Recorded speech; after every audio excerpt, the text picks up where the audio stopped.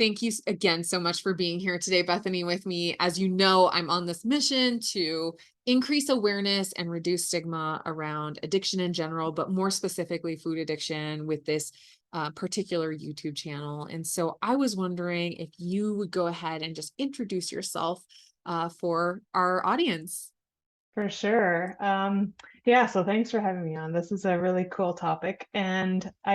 So my story started young, that I didn't know I had food addiction at the time, but looking back on it, it all makes sense because I just was insatiable when it came to, sugary foods for sure. Things like cookies and treats and Halloween treats and that kind of stuff. And um, I had fairly weird behavior, like looking back on it, you know, um, I mean, maybe not weird in terms of food addiction, but in terms of food addiction, you'd consider it normal because now I can see what was at play. But at the time, it felt kind of bizarre to me and a bit out of control for me to be, climbing on counters in our home, climbing on counters in our Sunday school room to reach cookies on the top shelf. And trying to sneak food, trying to get more than my share all the time, scheming ways to have access to food, spending my allowance at the corner store on as much chocolate as I could get for at that time 25 cents, and eating it all right away. And then I'd look at my sister who had filled a whole bag of penny candy, also trying to maximize her returns on a quarter, and but hers would carry her throughout the week or even longer, and I'd be begging her for some of hers once mine was gone. So so yeah, looking back on all of these things, and then just trying to diet to control my weight. So weight was a big issue for me because I was a chubby kid, and my parents knew that, and they tried to help me in the best way that they knew how, putting me on diets like Weight Watchers and things like that, even before I was old enough to be on those diets. And so that set up a real on plan, off plan kind of mentality for me, and also sent me, in this, up down weight cycle for my whole life. And always trying to understand it, always trying to improve it. I would like even my undergrad thesis in university in the psychology program was about self-esteem and dieting.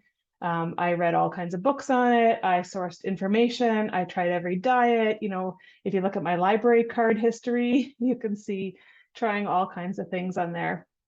And so when I learned about food addiction, when I first learned about it, I was trying to do keto, and I was watching a bunch of speakers talking about keto, and there was a couple of speakers that talked about food addiction, and I was like, nah, that's not a thing. That's not, and that's certainly not me because I can quit anytime I want. And I've proven that with all these diets that I've tried, right, where I could stop. But of course, I never stayed stopped. And so after maybe 6 months, after hearing those speakers, I thought maybe there is something to this sugar addiction thing. But it was interesting because I also thought there was part of my brain that thought, I'm not a sugar addict. I'm above that. I'm not, because I had this conceptualization of how the desperation of an addict, and the lifestyle of an addict. And I thought, oh well, that's not me. Like, I'm a professional, I go to work, I have a good life. Like, from the outside it all looks pretty good.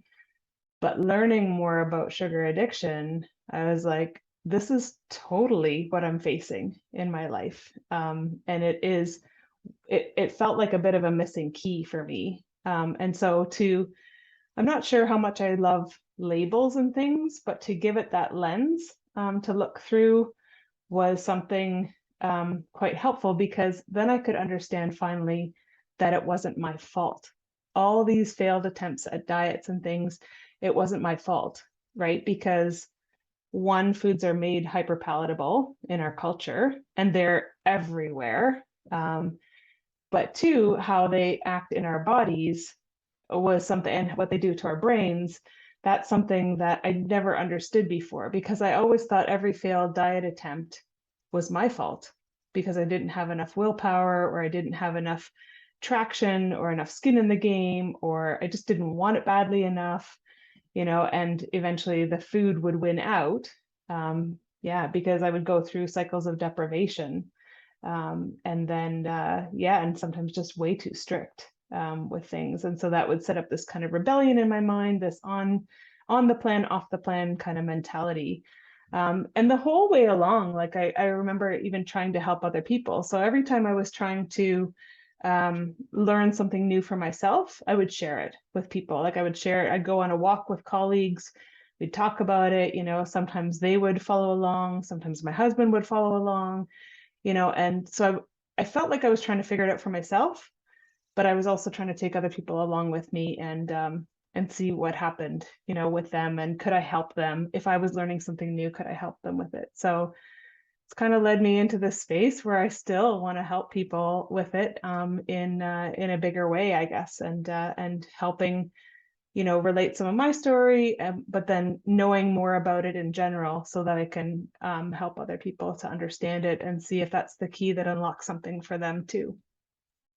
Oh, I feel the same. I feel like when I like had my aha, like, and it took reading Vera's book for me, right? But then I was like, ding, ding, ding, this is what I have to do.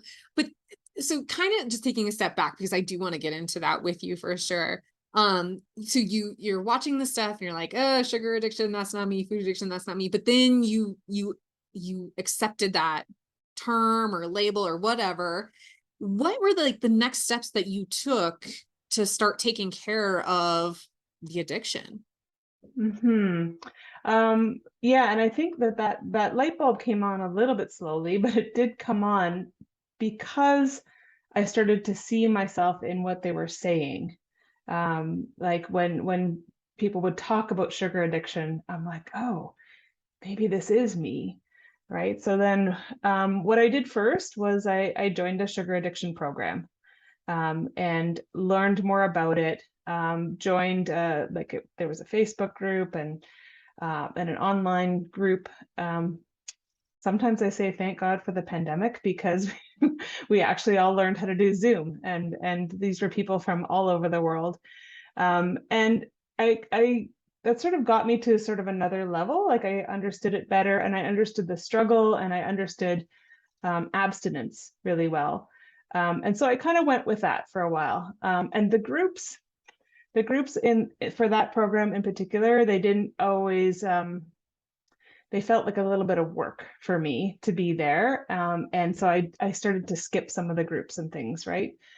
So I think then I was just sort of white knuckling abstinence from the. I knew I couldn't have the sugar because that would send me right back, and so I tried everything, and I got more and more restrictive with the things that I was cutting out. Right. So first it was sugar and sweeteners, and I knew sweeteners definitely had to go for me because I had so much of it on keto. I was doing like the keto where I would have all the sweeteners, make all these rich desserts with like erythritol or monk fruit, and really because I have that addiction, that didn't work for me because I was having, who has dessert every single night or twice a day, like that's supposed to be something reserved for special occasions or whatever. So it was overindulgent, I think, and so I had a lot of sweeteners, and they kind of did a number on my gut.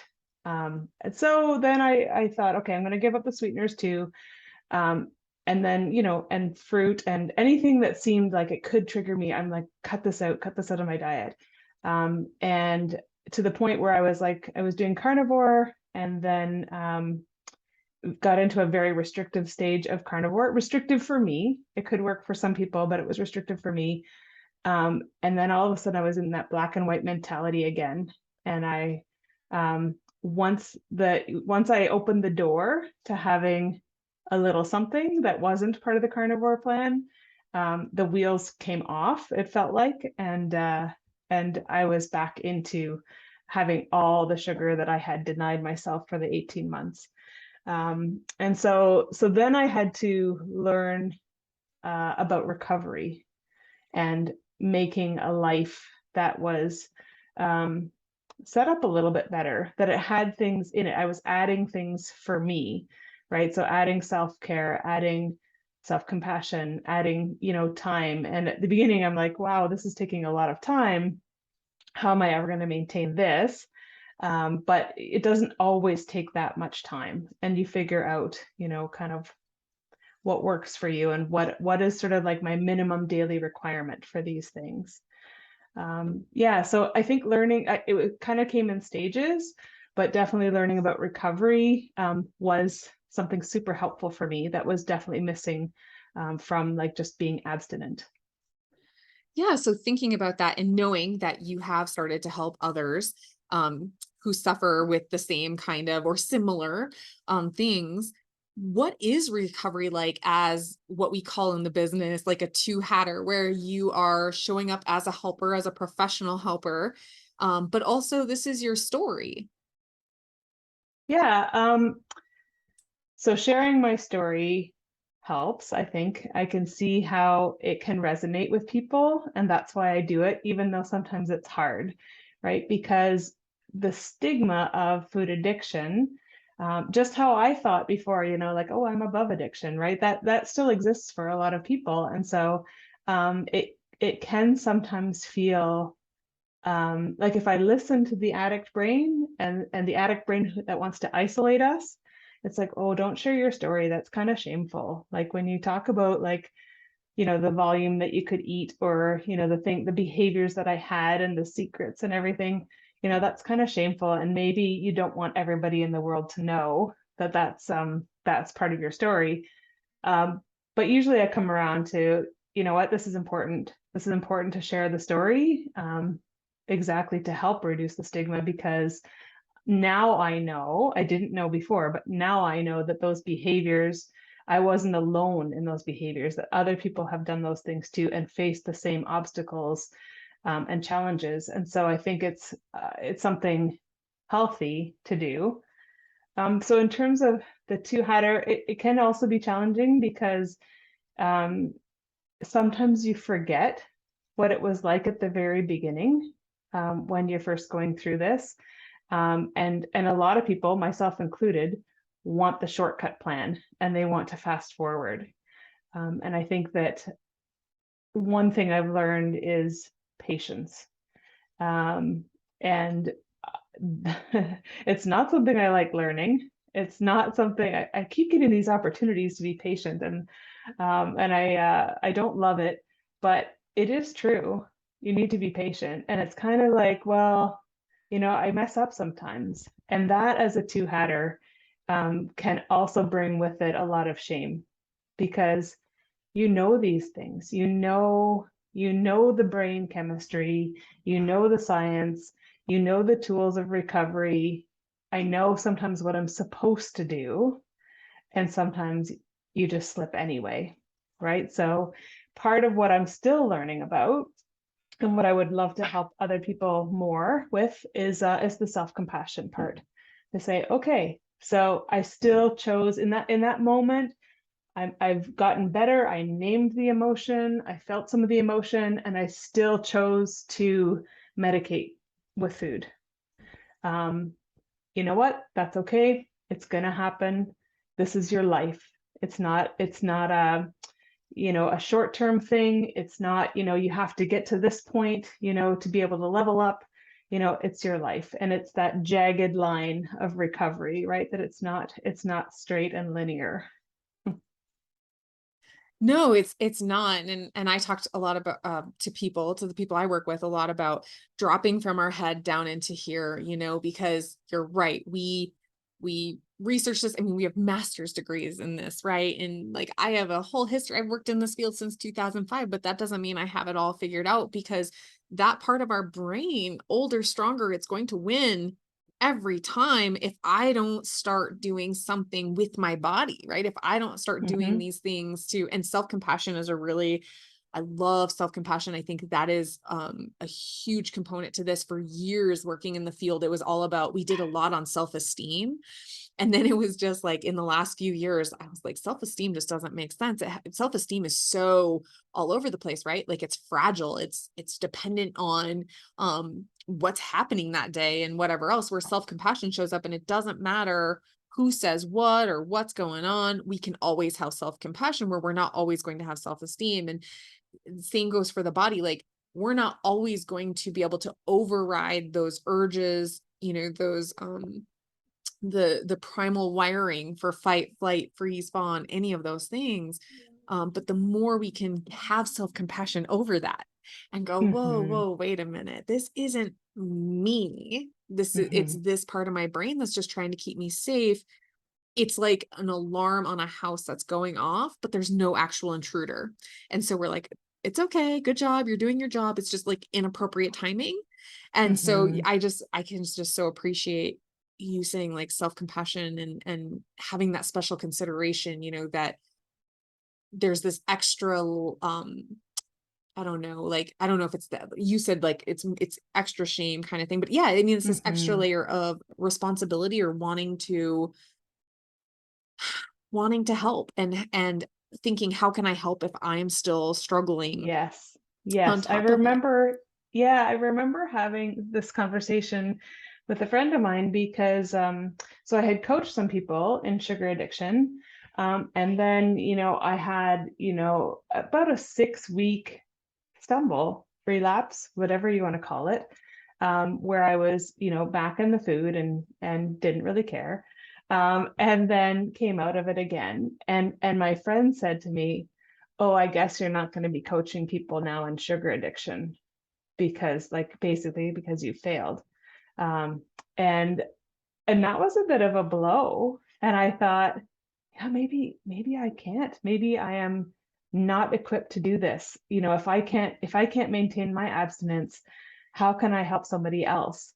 And I really had to think about that for a while. And it took a few months to sort of come around to, the thought that actually, I think this makes me even better at helping people because I know what that feels like, right? And um, I know that shame, and I know how to come back a little bit from that. And again, not to say that I've got it all sewn up or anything, but these little rebounds that we have, at everything can teach us something, right? So I think that if I hadn't lost abstinence for that period of time, I probably would not be understanding of somebody else who goes through that as much as I can understand it now. So, but yeah, that's kind of, as a two-hatter, you've got that voice in your head that's like constantly saying, "Are you really equipped to help somebody else with this?" Right? It's a lot of self-doubt that shows up.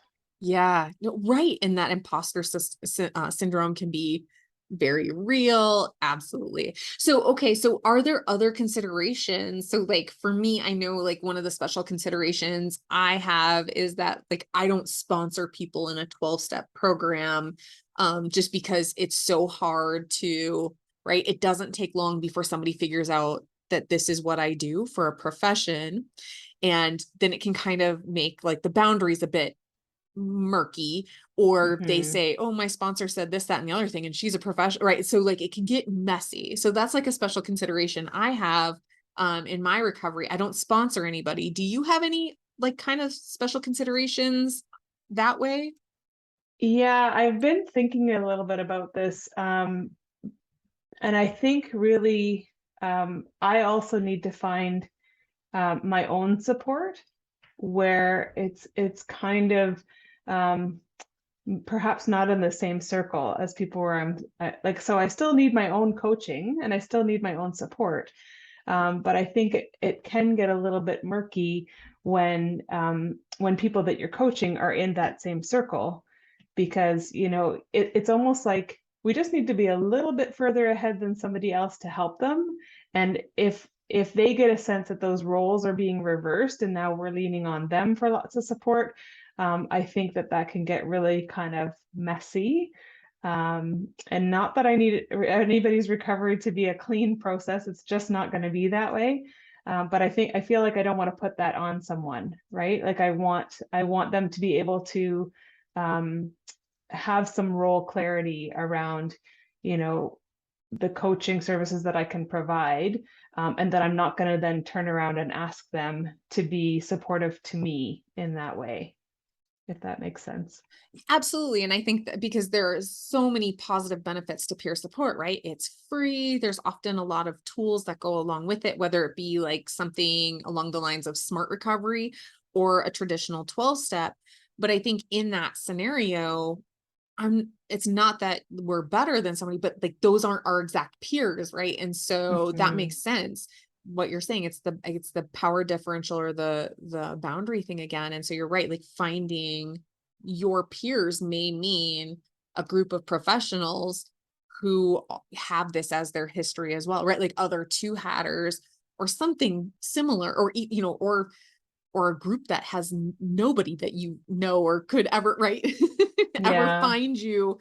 And that's getting harder and harder, like you said, in this day and age with Zoom and a lot of services being online. So it's this fine line of like we need support too, and how do we find that without, like you said, putting that on our clients? And that's Hmm. important. Exactly. It's important. But you do help me out, and I'm so grateful for this. As you know, in folks watching this, you may or may not know, I started a few support groups, peer support groups, during the pandemic. I've let one go. That was Sunday nights. But we kept Friday afternoons. And just recently, Bethany started helping me with that so I can have every other Friday off. And I just wanted to check in with you and talk to you a bit about that, because that is one way that we as two headers can, like have that pay it forward, or that volunteerism kind of aspect to our recovery program. How has it been for you running those groups a couple times a month? I think it's great. Like I've always said that as after I got into recovery and found that Friday group, that was the group that really helped me, and that was the group that I didn't want to miss. And so, and sometimes it didn't mean that I needed to speak in the group to be helped, although as somebody who processes things out loud, that was often helpful. But once in a while, I could even just sit and listen and gain a lot from other people's shares. And so now, being a facilitator for that group, I love that I can now contribute to the group that helped me so much, for one thing. And also, I think as a facilitator, it even though I'm not a participant in the group when I'm running it, I think as a facilitator, I still gain an awful lot from hearing people share. And there's so much value in help and seeing people figure things out, and coming on and getting something out of the group. But also it just kind of keeps me in it and keeps me real, I think, to keep listening to people's stories. And I mean, the struggle is real. And so they're often there, talking through a struggle, which is really helpful. And then seeing their peers come in and support them is extremely rewarding, because everybody's at a different spot in the journey, right? And some people have been in that exact spot and they can offer to speak in a little bit of wisdom. And other people are, not quite at that spot yet, so they have a bit of inkling of what's coming, perhaps for them. Well, and I just love what you said, like, so sometimes people are, as we know, right? They're off screen, they don't share. But what you're saying is even just showing up each week and hearing, because this particular meeting is a topic driven meeting, right? And so we often have a topic and we're just kind of like, okay, here's what the topic is, and we open the floor and we let people share. So you're saying there's benefit, that even Mhm. if we're off screen and we're just listening, that there's positive benefit to that on the right, like as a participant, right, when we're wearing Mhm. like just our personal hat. But then when we put on our professional hat and we're just facilitating, we're just calling on people, kind of moderating the room, you find that there's benefit in that as well, because the connections. I mean, do you think that you would still have that had you not been attending those meetings? If I hadn't been attending the meetings, I wouldn't have made so many connections, I think. And part of the connection comes through speaking at a meeting. So if you're going to come to the meetings, and only ever listen, people won't get to know you, right? And it's when people get to know you that they find those connections. Once in a while, I would hear somebody say something and I wasn't feeling quite ready to share, but I would message them in the chat and just say, oh, that resonated so much with me. Thanks for sharing, and just sort of validating what they were sharing, because it was hitting somewhere for me. So I think that it also helps as a two-hatter, just to, it's almost like you get to like soak in it or marinate in it in the world of food addiction a little bit. So I mean, we're doing it all the time in terms of like coaching or coming up with ideas and content for things, but there's some kind of magic that happens at the peer meetings when you can see like people just sort of speak into things, and once in a while you see like light bulbs going off, or when someone can speak into it when someone asks a question and then they get responses from people. It's just a place of safety, I think, as well, for them, where they might have nowhere else in their lives where they can talk about what's actually going on. So sorry, there's a phone going off here, but No, not a problem at all. Again, folks, this is recovery in reality. Like, that's real life. I'm actually half expecting my children to come busting through the door any minute. You never know what's going to happen in my house. Um, so thinking about, so obviously there's the peer support route, like we were saying, and it can be traditional 12-step. It can be something like the meeting we host on Fridays. Jennifer holds one on Tuesdays. Marla does one Saturdays. There's a clubhouse meeting Wednesdays. Dave Wolf or somebody from Sugar X often holds one. Well, always there's one on Thursdays, and certainly we can give access. If anybody wants those resources, just let me know. Those are easy peasy to get to you for sure. But then, so there's the peer support, but then I want to kind of flip back now a little bit to the professional support, and, talking a bit about what do you see as the difference between that peer support that you're facilitating and participating in at times on your own versus that professional support that you've given people. Like, what do you see is the main difference, or some of the main differences between the two?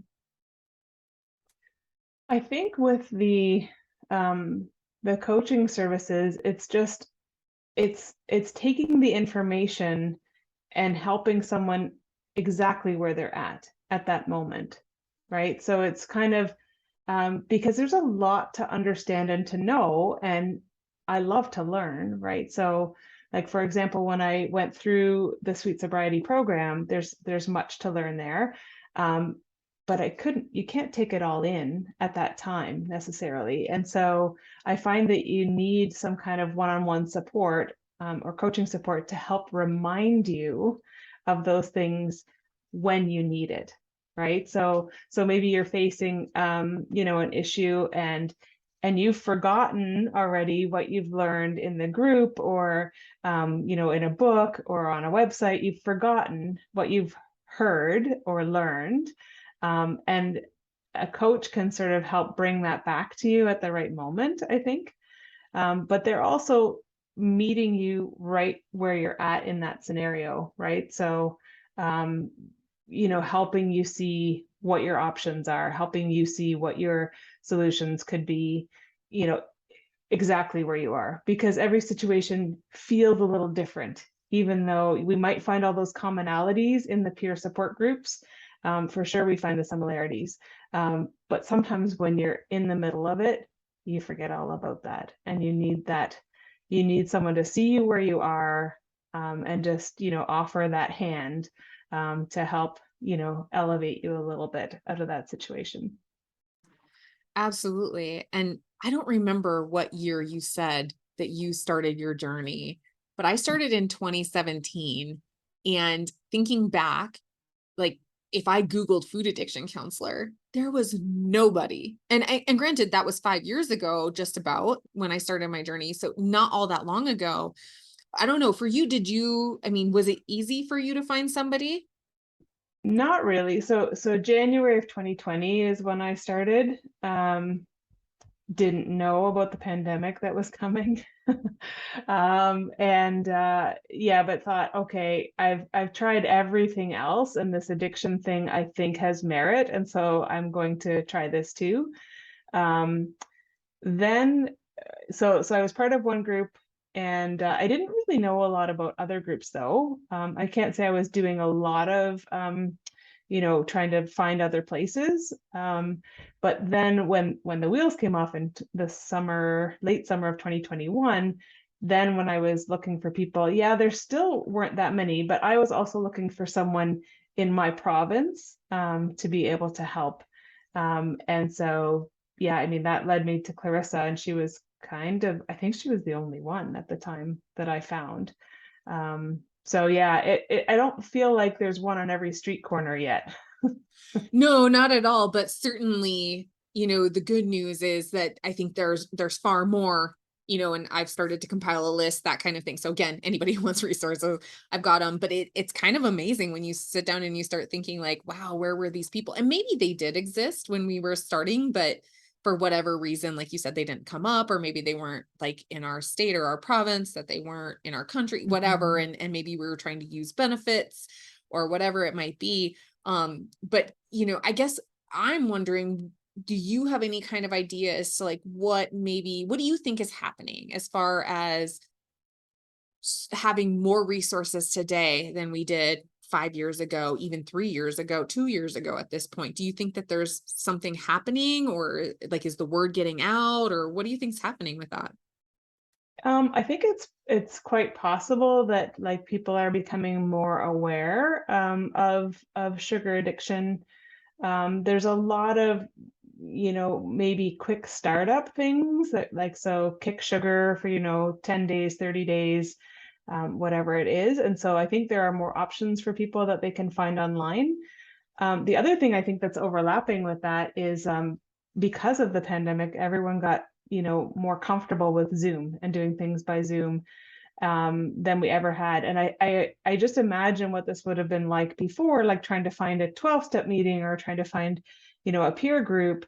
You would be confined to whoever was in your area and trying to figure that out. And maybe that's not your tribe. Maybe that's not who you're going to click with. To help move you forward. And so I think that now that we can have online meetings, like I've met people all over the world, and I feel like we're pretty close. Not in geography, but I feel like we're pretty close because I also feel like these meetings that we have, you just get to the good stuff right away. Like we're talking about, shame and fear, and boundaries and things. And people go deep right away when you're talking about this stuff because it's just such a heart need, I think, that people have.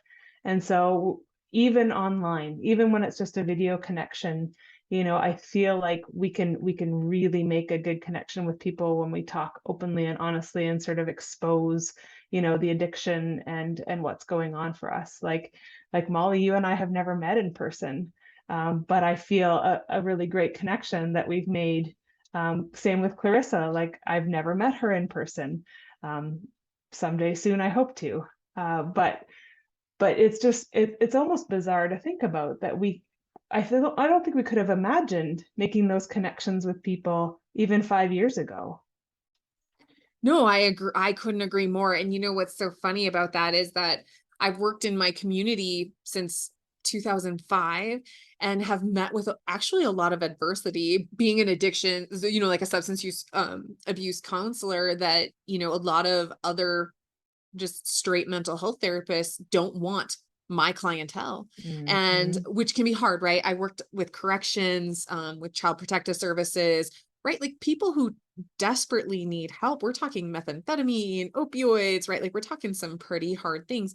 And because of that, I feel very shut out by my local community. But by having this Mm. online right, where we can connect with these, and it's like I met somebody from Israel, and I did get to meet her in person when we were in Bristol, but just to make those connections and go, oh my gosh, we're the same, and we get there, and it's like as if we have been friends for years, and she's like, oh my gosh, like I'm right, like tells me some stuff that's going on for her, and got to have an opportunity like peer to peer to be like, it's okay, you're okay, like, whatever, and have those conversations. And I think that is really special and important in this recovery process, that to remind ourselves that we're not alone. And if you can't find those people, or like you said, like if those people aren't in your local community, Mhm. that's okay, because they do exist somewhere, whether or not you ever get to meet them in real life. These connections are just as strong. Like I got to meet some people from the UK and other places when we went to Europe. And it really was as if we were, like close neighbors or something. It's phenomenal. And so yeah, I appreciate you saying that, because that's part of this idea of like increasing awareness and decreasing stigma. You do not have to find people who get it in your community, because if they don't get it, they're not for You you. find Find Yeah, you those. find another one. Yeah, Yep. Yep. absolutely. And that close connection, I think it is hard to explain if you haven't experienced it. And people might say you can't make that kind of strong connection just through a video camera or whatever, but I believe otherwise, right? To the point where I remember one of the groups that I was meeting with, and then we also message each other, on WhatsApp. And she said, like, we were together on the meeting one night, on Zoom, and then the next day she was like, "Oh, I have COVID. I just tested positive for COVID." And I was like, "Oh, I was just with her last night." Oh wait, no, I wasn't with her. Like she's like 100 miles away. But I felt like I had been with her, right? Oh my gosh, it's so true. I've definitely had, scenarios like that, very similar, the whole COVID thing, and then being like, "Oh, wait a minute, like, they're hours away by plane, so it's okay." Yeah. Yeah, but absolutely.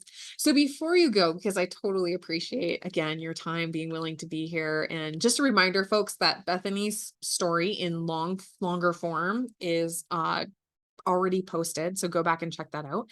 But before you go, I'm just wondering if you had any sort of like kind of parting words for anybody who might be watching, who maybe is nervous to take that first step to go to a peer support group, or come on screen and share, or reach out and ask for help. Like, what might be some words that you might have for them?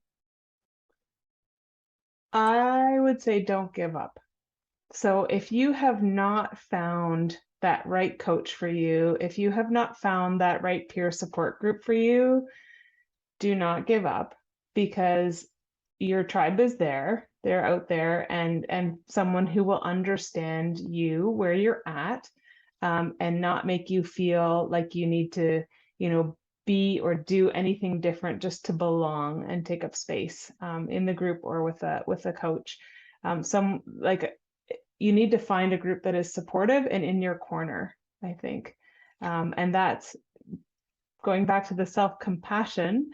Um, I've My whole life I have tried to beat my body into submission, I think, with dieting, with exercise, trying to make it into something that it actually might never be. But I'm learning more now about the best way to change and the best way to make a lasting impact is to love yourself into that change, right? And you can do that so much better if you've got a group of loving people around you who understand. Those are some beautiful words to leave us with, Bethany. I appreciate your time so much, and thank you for being a part of this. You're very welcome.